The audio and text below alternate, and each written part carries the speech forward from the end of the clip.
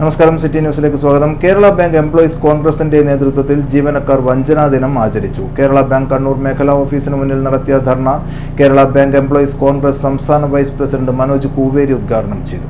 കാലാവധി കഴിഞ്ഞ് 38 മാസമായ ശമ്പള പരിഷ്കരണം നടപ്പിലാക്കുക, ക്ഷാമബത്ത കുടിശ്ശിക 29% അനുവദിക്കുക, ജീവനക്കാരുടെ പെൻഷൻ പദ്ധതി ബാങ്കിന് കീഴിലാക്കുക, ബാങ്കിനെ ശക്തിപ്പെടുത്താനുള്ള സത്വര നടപടികൾ സ്വീകരിക്കുക, കണ്ടിജന്റ് ജീവനക്കാരോടുള്ള അനീതി അവസാനിപ്പിക്കുക, പ്രൊമോഷൻ പരീക്ഷയിലെ അനീതി അവസാനിപ്പിക്കുക തുടങ്ങിയ ആവശ്യങ്ങൾ ഉന്നയിച്ചുകൊണ്ടാണ് ജീവനക്കാർ ധർണ നടത്തിയത്.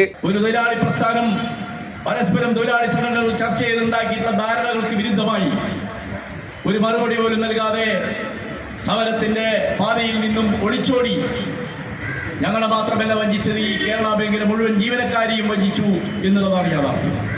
അതുകൊണ്ട് എംപ്ലോയീസ് കോൺഗ്രസിനെ സംബന്ധിച്ച് അവരില്ലെങ്കിലും ഞങ്ങൾ ഈ പരിപാടികളുമായി മുന്നോട്ട് പോകും.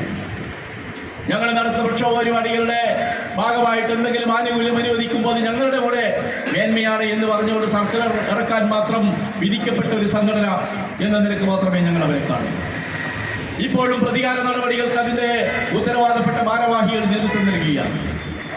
ഞങ്ങൾക്ക് അവരോടൊന്നേ പറയാനുള്ളൂ, ഇതിനു മുമ്പുള്ള ആളുകളോട് ചോദിച്ചാൽ അവർക്ക് മനസ്സിലാകും.